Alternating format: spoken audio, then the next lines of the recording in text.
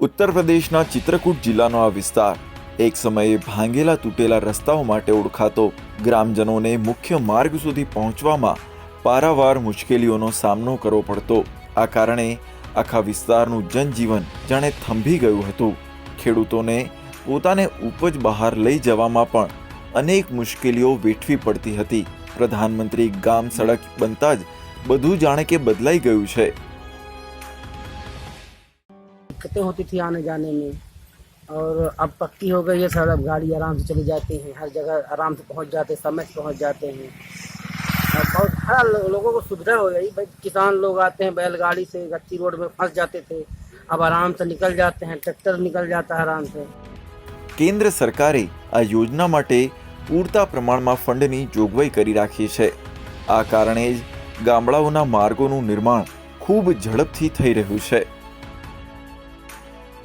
नए कार्यों की स्वीकृति जो है वो लगभग 17.3 किलोमीटर का है, जिसमें हम लोगों ने अभी 2 किलोमीटर पे काम हमारा तेजी चल रहा है। પ્રગતિનો સૌથી પહેલો મંત્ર માળખાકીય સુવિધા છે। આ રીતે જોવામાં આવે તો પ્રધાનમંત્રી ગ્રામ સડક યોજના ગ્રામીણ માળખાકીય સુવિધાઓને મજબૂત કરવામાં કારગર સાબિત થઈ રહી છે।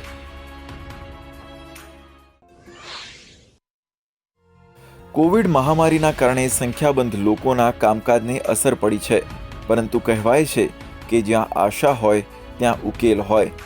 મેઘાલયમાં ઉમિત ગામના ખેડૂત કિંશેવ દબસુખે સજીવ ખેતી કરીને બતાવી દીધું કે મુશ્કેલી ભલે ગમે તેવી મોટી હોય, પરંતુ જો ઈરાદા बुलंद હોય तो બધું જ સહેલું થઈ જાય છે। मैं एक किसान हूँ और जैविक मक्के की खेती करता हूँ। ये काफी फायदेमंद है। इसका स्वाद भी आम मक्के की तुलना में ज्यादा मीठा और स्वादिष्ट है। किसान अब धीरे धीरे जैविक खेती की ओर रुख कर रहे हैं। કિંશેવ દબસુખ આ વિસ્તારમાં સ્વીટ કોર્ન ખેડૂતના નામે ઓળખાય છે। કિંશેવને સજીવ ખેતીની પ્રેરણા પોતાના પૂર્વજો પાસેથી મળી। કિંશેવના કામથી અન્ય ખેડૂતો પણ પ્રેરણા લઈ રહ્યા છે। કિંશેવ પોતાની ઉપજનું માર્કેટિંગ પણ જાતે જ કરી રહ્યા છે।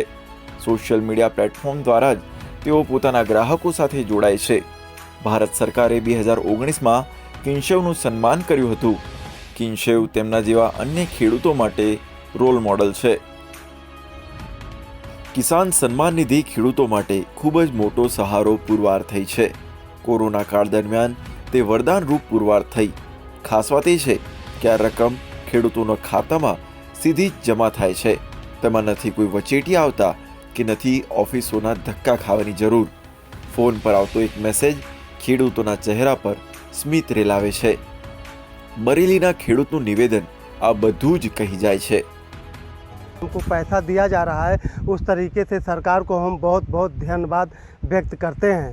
प्रधानमंत्री निधि से जो 2000 रुपये हमें मिलता है, वो धान के फसल में खाद दवा डालने से हमें बहुत लाभ है। प्रधानमंत्री किसान सम्मान निधि योजना हेठળ ખેડૂતોને એક વર્ષમાં 6000 રૂપિયા આપવામાં આવે છે। આ યોજનામાં એક પણ ખેડૂત રહી ન જાય તેનું ખાસ ધ્યાન રાખવામાં આવે છે। કંઈક આવો જ અનુભવ બલરામપુરના ખેડૂતોને પણ છે। કિસાન સન્માન નિધિ ખેડૂતોને ખેતી સંબંધિત ખર્ચાઓ ઉપાડવાનું સામર્થ્ય આપે છે।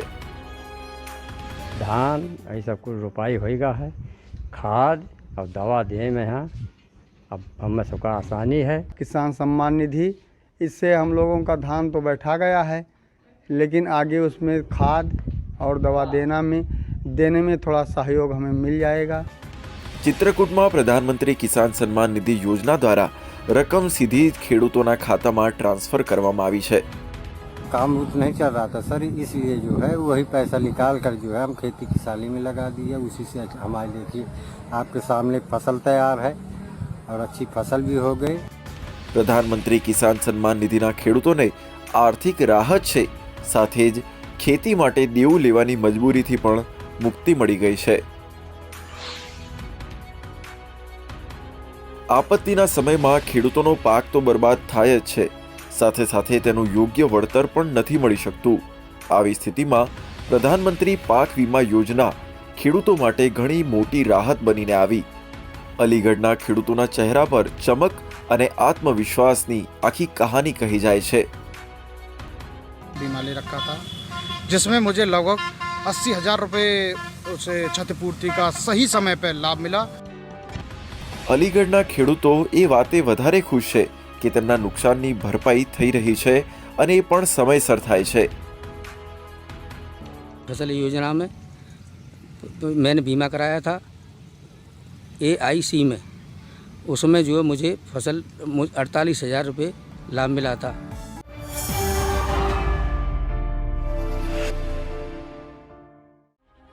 પ્રધાનમંત્રી પાક વીમા યોજના અંગે લોકોમાં જાગૃતિ પણ ફેલાવવામાં આવે છે। આ યોજનામાં ખેડૂતોને વીમા પ્રીમિયમની માત્ર 1.5 થી 2% રકમ જ ચૂકવવી પડે છે। બાકીની રકમનું યોગદાન કેન્દ્ર અને રાજ્ય સરકાર સાથે મળીને આપે છે। जिन किसानों को क्षति हुई थी लगभग 2800 कृषकों को बीमा का क्लेम मिला। પ્રધાનમંત્રી પાક વીમા યોજનાનો ઉદ્દેશ્ય ખરાબ સમયમાં ખેડૂતોની પડખે ઊભા રહેવાનો છે અને ખેડૂતોને આત્મનિર્ભર બનાવવાનો છે। પ્રધાનમંત્રી નરેન્દ્ર મોદી તેમના મન કી બાત કાર્યક્રમમાં દેશના એવા સંખ્યાબંધ સફળ ખેડૂતોનો ઉલ્લેખ કરી ચૂક્યા છે જેઓ માત્ર કૃષિ ક્ષેત્રમાં પરિવર્તનનું પ્રતીક બનીને પોતાની આવક જ નથી વધારી રહ્યા, પરંતુ તેઓ અન્ય ખેડૂતો માટે दृष्टांत पूरू पाड़ी रहा है। साथियों, मुझे उत्तर प्रदेश के लखीमपुर खीरी में किए गए एक प्रयास के बारे में भी पता चला है। कोविड के दौरान ही लखीमपुर खीरी में एक अनोखी पहल हुई है। वहां महिलाओं को केले के बेकार तनों से फाइबर बनाने की ट्रेनिंग देने का काम शुरू किया गया। वेस्ट में से बेस्ट करने का मार्ग। केले के तने को काटकर मशीन की मदद से बनाना फाइबर तैयार किया जाता है जो जूट या सन की तरह होता है। इस फाइबर से हैंडबैग, चटाई, दरी, कितनी ही चीजें बनाई जाती हैं। इससे एक तो फसल के कचरे का इस्तेमाल शुरू हो गया, वहीं दूसरी तरफ गांव में रहने वाली हमारी बहनों बेटियों को आय का एक और साधन मिल गया। बनाना फाइबर के इस काम से एक स्थानीय महिला को 400 से 600 रुपये प्रतिदिन की कमाई हो जाती है। लखीमपुर खीरी में सैकड़ों एकड़ जमीन पर केले की खेती होती है। केले की फसल के बाद आमतौर पर किसानों को इसके तने को फेंकने के लिए अलग से खर्च करना पड़ता था। अब उनके पैसे भी बच जाते हैं। यानी आम के आम, गुठलियों के दाम। ये कहावत यहाँ बिल्कुल सटीक बैठती है। साथियों, एक और बनाना फाइबर से प्रोडक्ट्स बनाए जा रहे हैं, वहीं दूसरी तरफ केले के आटे से डोसा और गुलाब जामुन जैसे स्वादिष्ट व्यंजन भी बन रहे हैं। कर्नाटक के उत्तर कन्नड़ और दक्षिण कन्नड़ जिलों में महिलाएं यह अनूठा कार्य कर रही हैं। ये शुरुआत भी कोरोना काल में ही हुई है। इन महिलाओं ने न सिर्फ केले के आटे से डोसा, गुलाब जामुन जैसी चीजें बनाई, बल्कि इनकी तस्वीरों को सोशल मीडिया पर शेयर भी किया है। जब ज्यादा लोगों को केले के आटे के बारे में पता चला तो उसकी डिमांड भी बढ़ी और इन महिलाओं की आमदनी भी। लखीमपुर खीरी की तरह यहाँ भी इस इनोवेटिव आइडिया को महिलाएं ही लीड कर रही हैं। साथियों, ऐसे उदाहरण जीवन में कुछ नया करने की प्रेरणा बन जाते हैं। आपके आसपास भी ऐसे अनेक लोग होंगे। जब आपका परिवार मन की बातें कर रहा हो तो आप इन्हें भी अपनी गपशप का हिस्सा बनाइए। પ્રધાનમંત્રીના નેતૃત્વમાં ચાલી રહેલી સરકારનું લક્ષ્ય અન્નદાતાને તેમના પગ પર ઊભા કરવાનું છે। પ્રધાનમંત્રી જ્યારે ગુજરાતના મુખ્યમંત્રી તરીકે આરૂઢ હતા ત્યારે જ ખેડૂતોની પ્રગતિ માટે અનેક એવા કામ કર્યા જે ખેડૂતો માટે પરિવર્તનનું પ્રતીક બન્યા। સદીઓથી ખેતી કરી રહેલા ખેડૂતો ભાઈઓને કોઈએ એવું ક્યારે નહોતું સમજાવ્યું કે ખેતરમાં કયા પોષક તત્વો ઉમેરવા જોઈએ અને કેટલી માત્રામાં ઉમેરવા જોઈએ। મોદીએ જ્યારે જમીનની તપાસ કરાવવા માટે મોબાઈલ વાન શરૂ કરી તો ખેતરમાં માટીની તપાસ શરૂ થઈ અને ખેડૂતો દ્વારા સંતુલિત ખાતરના ઉપયોગથી જમીનની ફળદ્રુપતા વધી અને ખેતીના ખર્ચમાં ઘટાડો પણ થયો.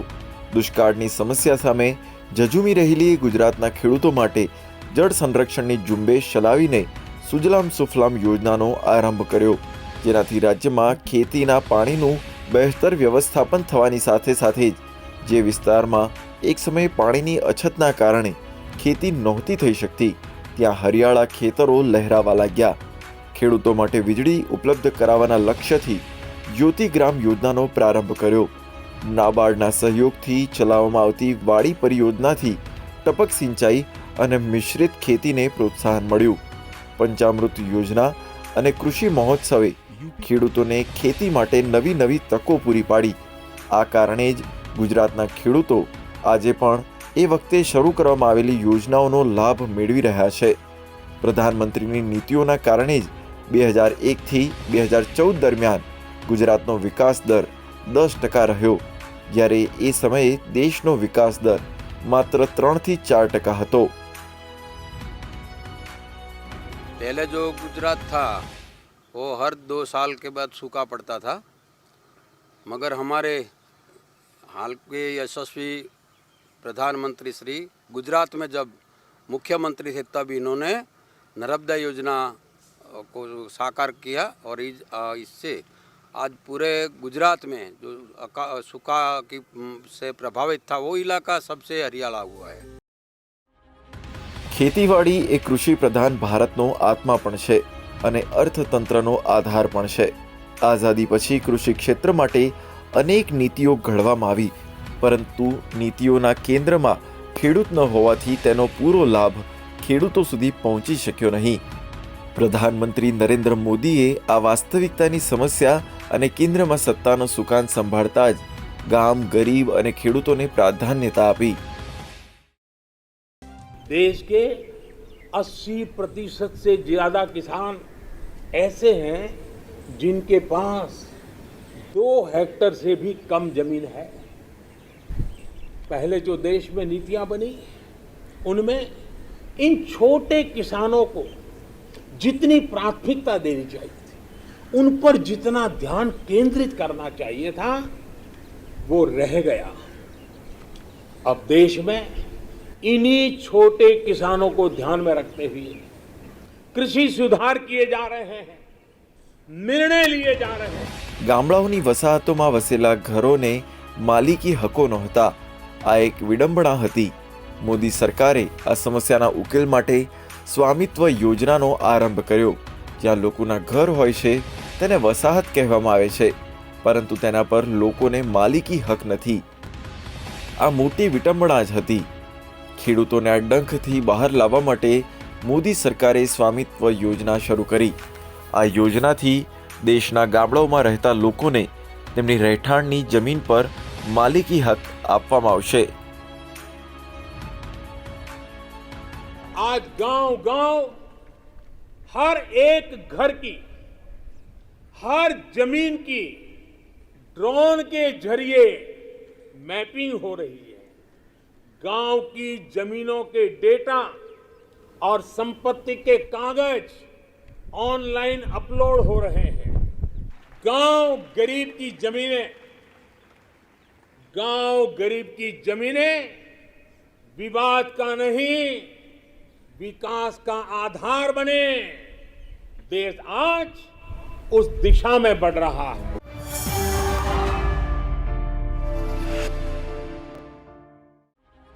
પ્રધાનમંત્રીએ વર્ષ 2022 સુધીમાં ખેડૂતોની આવક બમણી કરવાનું લક્ષ્ય નિર્ધારિત કર્યું છે. તેઓ સ્પષ્ટપણે માને છે કે વિકાસને ખરા અર્થમાં ગતિ અહીંથી જ મળી શકે છે.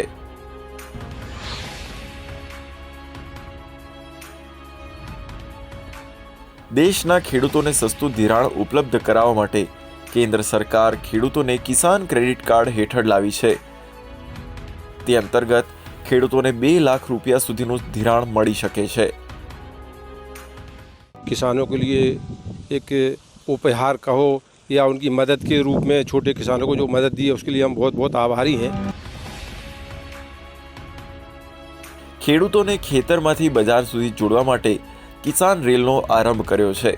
આ એક પ્રકારની વિશેષ પાર્સલ ટ્રેન છે જેમાં અનાજ, ફળો અને શાકભાજીઓ મોટા શહેરો સુધી પહોંચાડી શકાશે। મોદી સરકાર ખેડૂતોને વાંસની ખેતી કરવા માટે 50,000 રૂપિયાની સબસિડી ઉપલબ્ધ કરાવી રહી છે।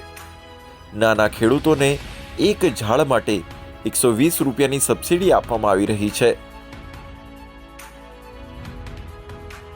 ખેતી ઉપરાંત પશુપાલન, મત્સ્યપાલન અને મધમાખી ઉછેર પર સરકાર વિશેષ ભાર મૂકી રહી છે। સરકારના પ્રયાસોથી ખેડૂતોની આવકમાં વધારો કરવામાં મદદ મળી રહી છે। દેશમાં સજીવ ખેતીને પ્રોત્સાહન આપવામાં આવી રહ્યું છે। તેના માટે પૂર્વોત્તરને 2019-20 સુધીમાં 1632 કરોડ રૂપિયા આપવામાં આવ્યા।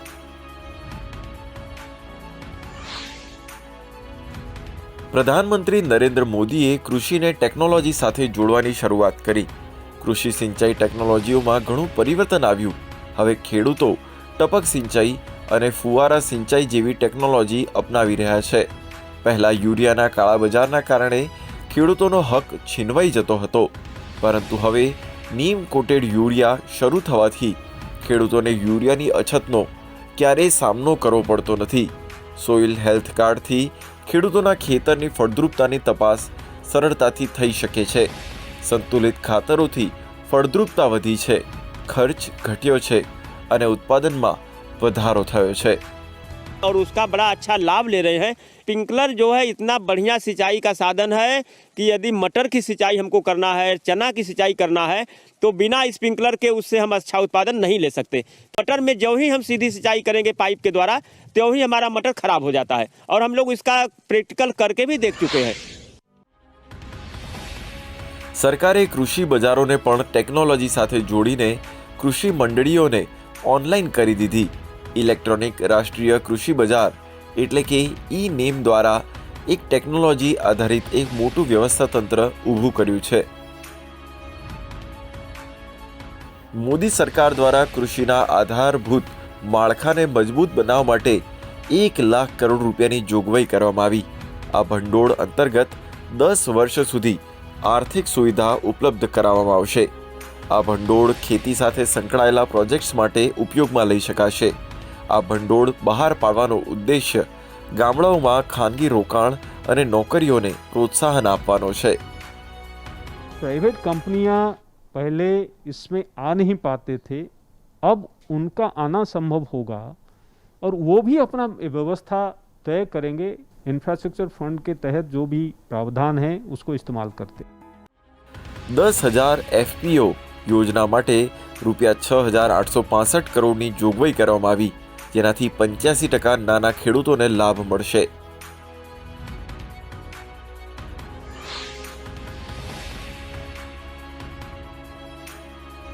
કેન્દ્ર સરકાર ખેડૂતોની ઉપજ લઘુત્તમ ટેકાના ભાવે કરવા માટે સંપૂર્ણપણે પ્રતિબદ્ધ છે। માર્કેટિંગ સિઝન 2022-23 માટે રવિ પાકોના લઘુત્તમ ટેકાના ભાવ વધારવાનો નિર્ણય લીધો છે। કેન્દ્રએ ઘઉં, જવ, ચણા, મસૂર, સરસવ અને સૂરજમુખીના લઘુત્તમ ટેકાના ભાવ વધારી દીધા છે। ઘઉં પર ક્વિન્ટલ દીઠ 40 રૂપિયા અને સરસવમાં 400 રૂપિયાનો વધારો કરવાથી ખેડૂતોની આવકમાં નોંધનીય વૃદ્ધિ થઈ શકશે। પ્રધાનમંત્રી કિસાન સન્માન નિધિથી ખેડૂતોના જીવનમાં પરિવર્તન આવી ગયું છે।